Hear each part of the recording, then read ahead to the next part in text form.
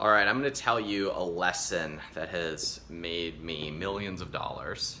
It's probably been the most valuable lesson that I've ever learned, and it was the hardest one for me to get. And the strange thing about this lesson is that it's also the simplest one to get. In concept, this is the simplest idea, and in practice, it can take years for it to sink in, for you to really get it. Now, when you get this, there's a huge world that opens up to you. And so if I can save you 2 years from learning this, from going through what it looks like to not have this lesson sink in, I'll probably make you $1 million over the next couple of years. This is beautiful downtown Austin. It's a hot summer day here in what I say is the greatest city in the country. And just yesterday, I was out there. Okay, there's a nice lake out there. That is Lake Austin.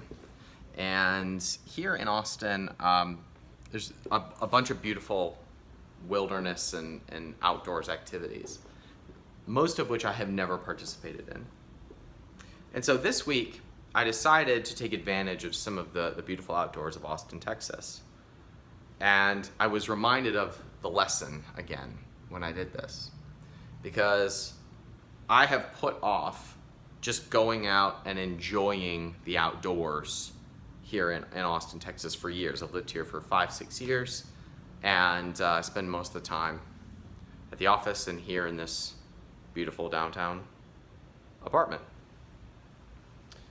Now, why am I telling you this? I'm telling you this because while I was out, while I was in the sun, while I was in the water, while I was enjoying the sun, I wasn't getting any work done. None, right? Today, I hung out with my beautiful daughter. I didn't get any work done, wasn't working on anything.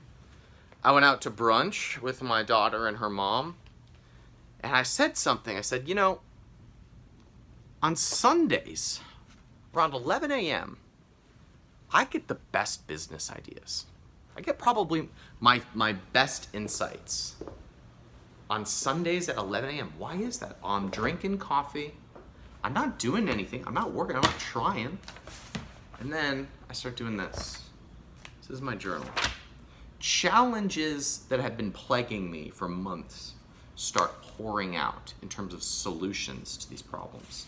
Like, oh yeah, this. And there's like this sharpness that starts to happen. Like, yeah, this is who I need to connect with about this. Let me text that person right now. Oh, I just got a response. Oh, great, we're having brunch on Thursday.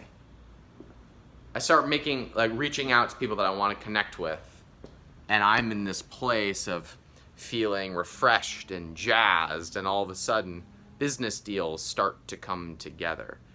And I was reminded of the lesson that I learn every time I practice it, which is you do more and you make more when you do less.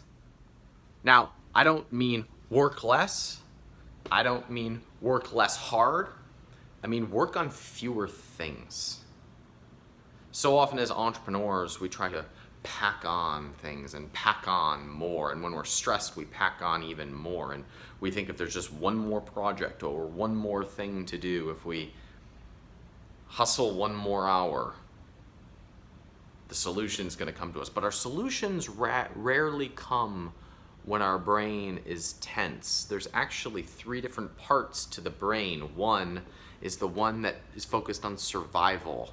One, once it relaxes, starts to think about long term. And then the final part is where creativity comes in. And both need to be relaxed. Both first pieces of the brain need to be relaxed for creativity to come in. And that's why things like meditation can bring so much insight. Going out into nature, being with people that you love can refuel you to create new solutions. They rarely come from the front of the brain. Now, the front of the brain is great for focusing in on getting things done, but most of us stay stuck there. And the lesson that has taken me so long to learn is that if I don't create big, long chunks of open-ended time, I never get to that point where I'm creative enough to be productive. And instead I focus on things that don't matter. I have a mentor named Kevin, and Kevin said to me recently, the biggest thing that holds entrepreneurs back is that they're too busy to get breakthroughs. They're too busy to focus on what really matters. Somebody that I look up to, Dan Sullivan, he's coached me for a couple of years inside of his program, which is called Strategic Coach.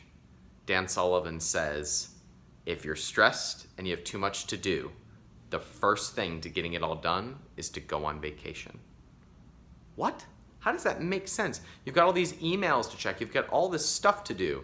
The reason is because you're probably in the mode in which a bunch of things feel like they're important, but they're actually not. I made a list of my best opportunities. I've got them listed in my journal over here. I started to make a list. I was trying to figure out what they were. Like, what am I going to be focusing on for the next year or so? And I created like this section that is like, this is the best opportunity I have right now. And the funny thing is, it's the thing that gives me the most energy. It's the thing that jazzes me up the most. It's the thing that I'm most excited about. It's not the things that feel hard. And every time I go into the things that feel like a grind and feel like they're really hard, I stay in that front part of the brain that just drives me nuts, keeps me up at night, makes me worried. Whereas the things that when I'm really refreshed and I'm coming back from nature and I've had sun and I've spent time with family and I'm fully focused and jazzed, the things that I focus on are the things that actually matter. And all of the things that I'm stressing about seem to melt away. And the reason for this is because when we get stressed, we make stressful decisions. When we're stressed and when we're tense, we make short-term, stressful decisions to try and fix a problem that don't ultimately lead us to where we want to be.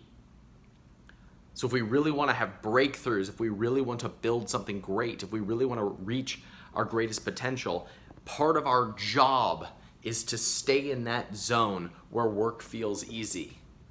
It's to stay in that zone where we're creative. It's to stay in that zone where we're focusing on the things that create the greatest impact. And we never do that if we're in that stressed out zone. So the lesson that has taken me the longest to learn is that I owe it to myself and my team and my partners to stay in that zone, and that requires me to work less.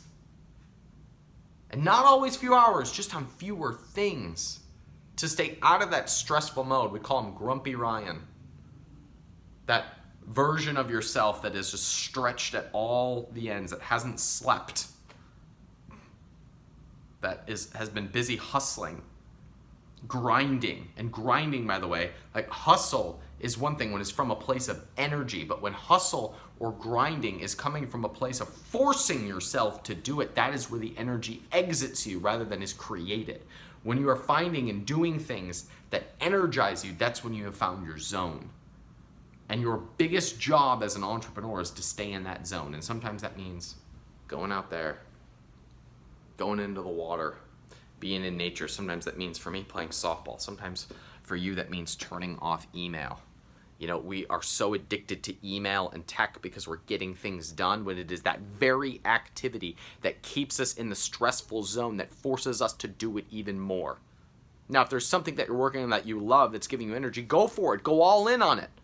But if you're in that place of tenseness, first thing you need to do is go put yourself back into the zone of creativity, because that is your job as an entrepreneur, to create.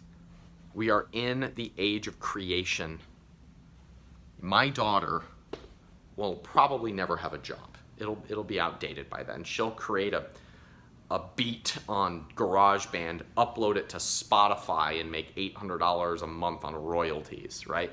Because we're in the creation age. It's your job to be creating things, whether that creation is the creation of offers. I just noticed. Look at that. I got Texas horns.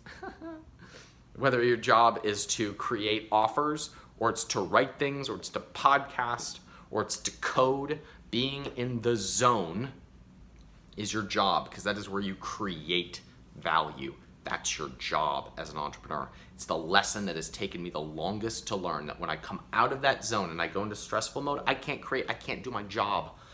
And in order for me to get there, I have to do less. I have to get away for a while and then come back, and I'm sharper and I'm smarter and I'm better and I'm wiser and I'm kinder and I'm more patient.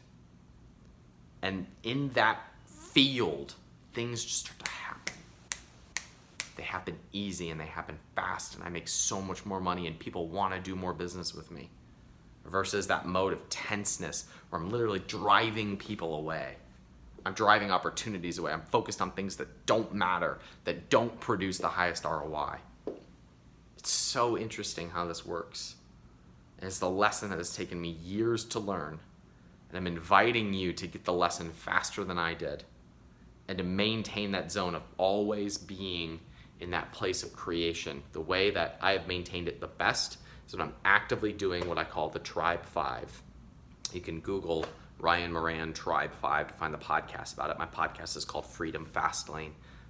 And I do a podcast where I talk about the 5 things to focus on: your time, relationships, income, body, and expansion. And when those things are dialed in, I have an easier time being in that zone. But sometimes I just got to go out there and get away from email and texting and interruptions. And that's when you're free to create, and that's your job as an entrepreneur. That's what has made me the most money. Clearing out the stress and the noise so that you can focus on the 20% of activities that create the 80% of your results.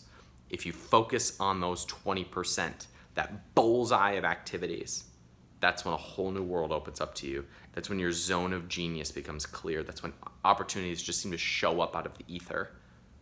And it's your job to pursue that. That's the lesson that has made me the most money, but has taken me the longest to learn.